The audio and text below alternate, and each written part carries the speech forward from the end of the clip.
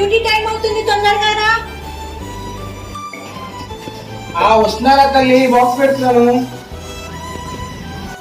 ఇదిగో మా తల్లి మీ బాక్స్, వాటర్ బాటిల్. సాయం త్వరగా ఇంటికి వచ్చేసేది. ఏం చేయాలమ్మా? అయ్యో నాన్న, చెప్పడం మర్చిపోయాను. నాకు ఈరోజు నైట్ డ్యూటీ, ఇంటికి రావాలి. మనకి ఏంటి చేయాలి? మళ్ళీ వచ్చినాక నేను వెయిట్ చేస్తూ టెన్షన్ పడుతూ ఉండాలి.